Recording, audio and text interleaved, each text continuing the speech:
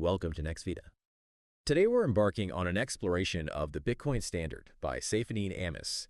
Now, this is a book that's, well, it's not just influential, it often sparks some pretty intense debate in financial circles. You might have seen it pop up on reading lists and maybe heard whispers about its bold claims. Our mission today really is to thoroughly unpack it for you. We want to offer a clear understanding of its core arguments, its undeniable strengths, and also its notable limitations. Ultimately, we here at NextVida want to help you decide if this perspective aligns with your own quest for knowledge in this, evolving world of money. In a landscape of, well, constant financial uncertainty, Ammous asks, what is truly sound money? Can we ever really escape these cycles of inflation and debt? That's exactly right. And look, this isn't merely an overview of a book. It's really an invitation to understand a perspective that fundamentally challenges many of our kind of ingrained assumptions about money itself. We'll delve into Ammous's work, extracting those key insights you need to grasp its profound impact. And that's regardless of your current familiarity with economics or cryptocurrency. Ammos's framework, it provides a unique lens, and we'll guide you through it. Okay, let's unpack Ammos's central argument then. Yeah. Because he isn't just writing another, quick guide to Bitcoin. Not at all. Instead, he takes us on this epic, almost panoramic tour through the entire history of money. It's a journey spanning millennia. He starts way, way back in ancient times with primitive barter systems. Then he meticulously traces the rise and fall of commodity money. Think gold, silver. Right, the hard stuff. Exactly. Then delves into the, relatively modern era of government-controlled fiat currency. And ultimately, he makes a very bold argument for why Bitcoin could be the ultimate form of money. Kind of a return to monetary sanity, as he might put it. It's truly a sweeping narrative. Covers civilizations, economies across human history. And what's truly foundational here and absolutely central to his entire argument is this concept of sound money.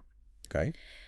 Ammous posits that societies flourish when their money is hard, meaning it's difficult to produce, manipulate, or inflate.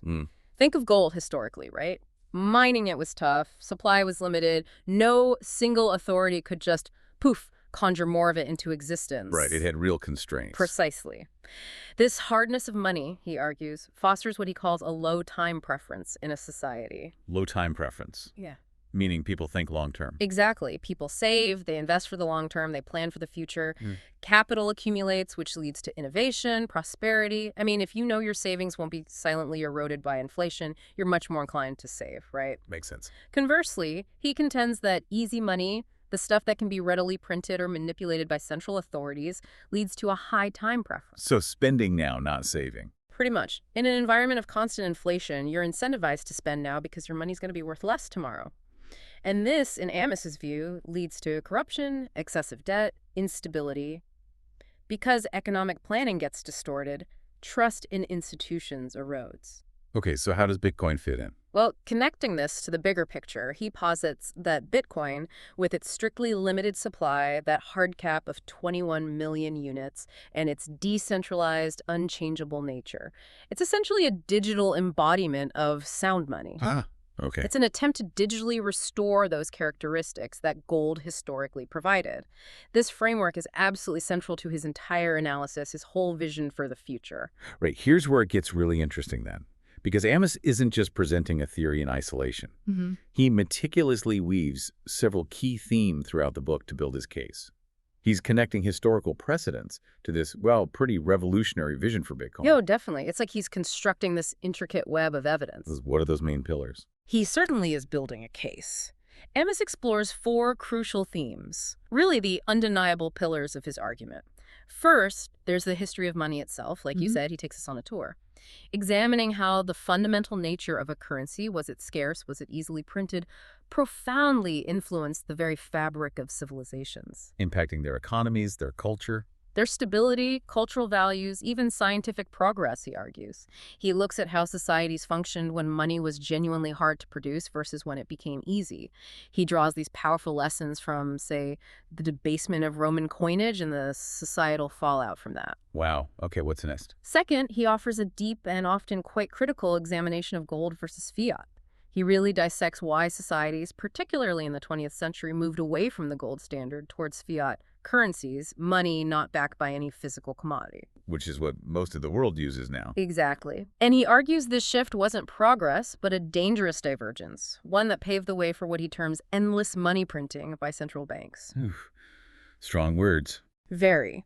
He believes this enabled unprecedented government spending, fueled debt, and created systemic instability by basically severing money from any real-world scarcity. Okay, so history, gold versus fiat, was the third theme. Third, and this is where he brings his historical narrative right up to the present. He presents Bitcoin as the solution. Here, he emphasizes Bitcoin's core immutable features. That absolutely limited supply, 21 million, no more ever. Right. Its decentralized nature, no single entity, no government, no corporation controls it. And its resistance to censorship, making it hard for authorities to stop transactions. He argues these attributes make it fundamentally superior for a truly global sound currency, mirroring the best qualities of gold, but, digital and programmable. Digital gold, essentially, in his view. In a way, yes. Yeah. And finally, his work includes a strong criticism of modern economics. Ammous really doesn't pull any punches here. He strongly challenges the roles and practices of central banks, and he advocates against Keynesian economic policies. Which are basically about government intervention, right? Yeah. Spending, monetary policy to manage the economy. Broadly speaking, yes. Managing boom-bust cycles through intervention. Ammous sees these policies as perpetuating the easy money systems that, in his view, undermine sound economic principles. That's quite a comprehensive set of arguments he's building there. Thinking about those themes, what stands out to you as the most provocative idea in the book? For me, it's just the sheer breadth of his historical scope, tying everything back to the fundamental nature of money. It almost implies this cyclical pattern to monetary history that maybe we're about to repeat or perhaps break with Bitcoin. That's a great point. For me, though, I think it's the explicit and just unyielding challenge to modern economics and central banking. He's not just critiquing a policy here or there or suggesting minor tweaks. He's questioning the very foundation of how our global financial system is currently structured.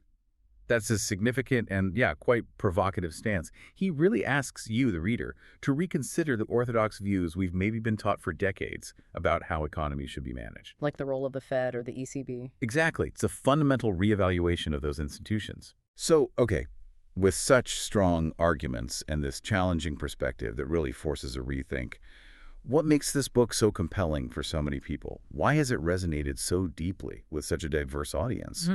From longtime crypto folks to maybe more traditional investors who might initially be skeptical. Well, the book definitely offers several significant strengths that contribute to its impact and why it keeps getting recommended.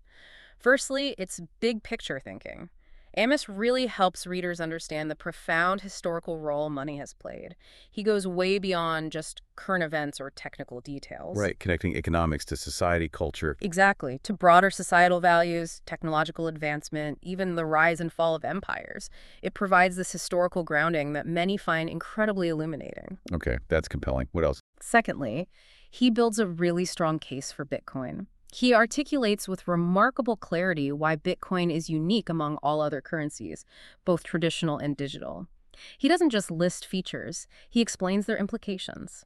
He lays out its fundamental properties in a way that truly helps distinguish it from other digital assets or, speculative ventures. Like explaining the math behind the supply cap. Precisely. He delves into the mathematics of its supply issuance and how that creates verifiable scarcity, which he argues is absolutely key to its soundness. Many readers also report that the book is genuinely eye-opening, and I'd include myself in that. It fundamentally changes how they think about saving, investing, the very nature of wealth. Really? How so? People often walk away with a completely different perspective on inflation, on debt, on the value of long-term planning. It can prompt a serious reevaluation of their personal financial strategies. It's honestly not uncommon for people to say it made them question everything they thought they knew about money. Wow. That's powerful. And lastly, the book is just passionate and bold. Ammous writes with this deep conviction. Even if you ultimately disagree with his conclusions, it keeps you engaged.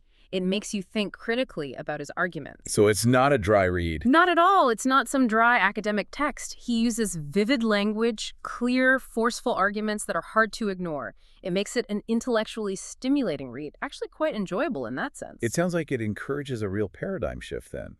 Almost like putting on completely new glasses to look at the world of finance, pushing you to question what you thought you knew about money and its function.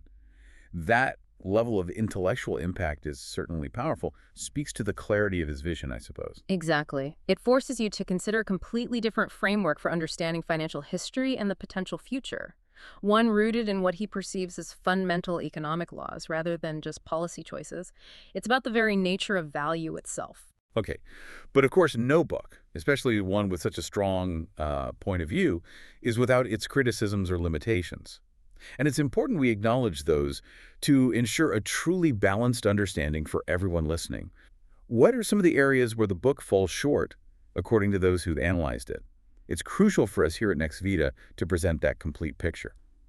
That's a really important question, especially given the book's assertive stance. There are certainly key limitations for you, the listener, to be aware of when approaching this text.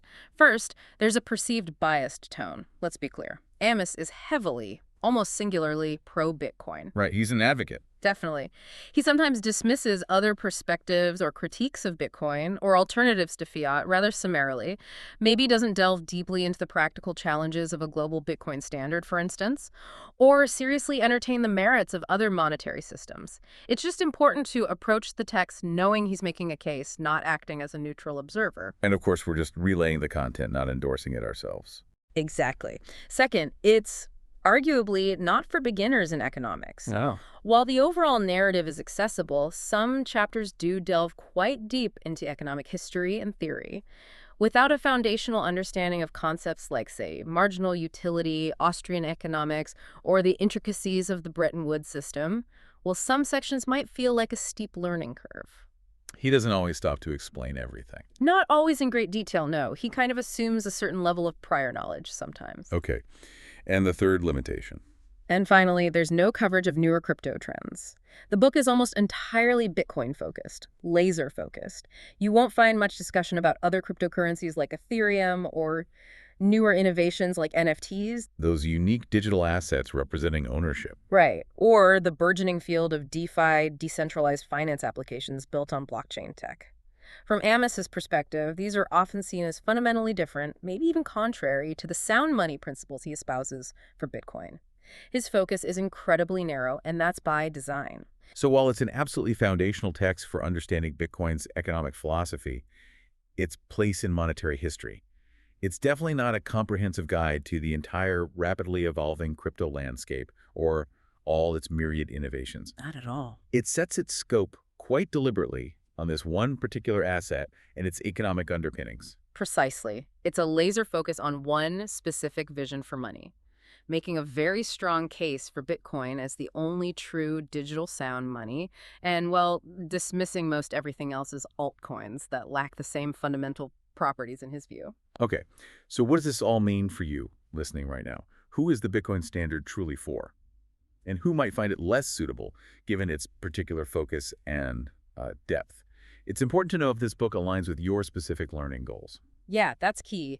The book itself and reviews of it offer pretty clear guidance on its ideal readership. It's an ideal read if you're maybe new to Bitcoin, but you really want to understand the big historical and economic picture, not just the tech specifics of how to buy it or what a wallet is. It gives you the why behind Bitcoin, not the how. Exactly. It's also a must-read, I'd say, for investors who are thinking about long-term value in the financial world. Those looking beyond short-term market swings, seeking to understand the fundamental properties of a store of value. Ammous's arguments are particularly compelling if you're concerned about inflation, preservation of wealth over generations. And generally, look, if you're just curious about how money works, why we use the financial systems we do, and why Bitcoin matters beyond the immediate hype, if you want to understand its philosophical and economic implications, it's a perfect choice. But who is it not for? Well, it's not ideal if you're specifically looking for technical how-to guides on buying or using crypto, or if you're interested in day-to-day trading strategies for various digital assets. This book is fundamentally about philosophy, economics, monetary history. Not step-by-step tutorials. Definitely not. Or a guide to the latest altcoin market trends. Its value truly lies in its conceptual framework and historical analysis. Got it. So whether you ultimately agree with Saifedean Ammous' conclusions or not, the Bitcoin standard is undeniably bold, controversial, and yes, deeply influential. It really forces you to rethink fundamental ideas about money, about value, about the very future of finance. It prompts a significant reevaluation of our current systems and maybe even our personal financial habits. Indeed. And we at NextVida would echo the sentiment that this book is, well, it feels like a timeless read for anyone serious about understanding why Bitcoin is considered by so many to be more than just hype. It's seen by them as a financial revolution in the making, rooted in these principles of sound money that echo through history. It provides a robust, if often challenging, framework for analyzing the future of global finance. Okay, so considering everything we've discussed today, the history, the potential future of money, Amos's arguments, what fundamental aspect of our current financial system, maybe beyond just currency itself, do you think might be the next to undergo a similar sound money reevaluation in the coming years? Ooh, that's a fascinating thought. Because Amos's arguments, they really do extend beyond just currency if you follow the logic. If we follow his logic of soundness and time preference, I think the concept of credit and debt itself is ripe for reevaluation. Credit and debt. Interesting. Yeah, our modern system thrives on easy credit, doesn't it? And ever-increasing debt, both personal and sovereign. Ammous implies this is a direct consequence of easy money. So a true sound money world, as he envisions it, would necessitate a fundamental shift in how we view and utilize credit. It would mean moving towards capital accumulation first and less reliance on future promises, future debt. It would be a radical rethinking of our entire credit-based economy. That's a truly thought-provoking angle and certainly something for all of us to consider. Thank you for joining us on NextVida. We hope this exploration has provided you with valuable insights.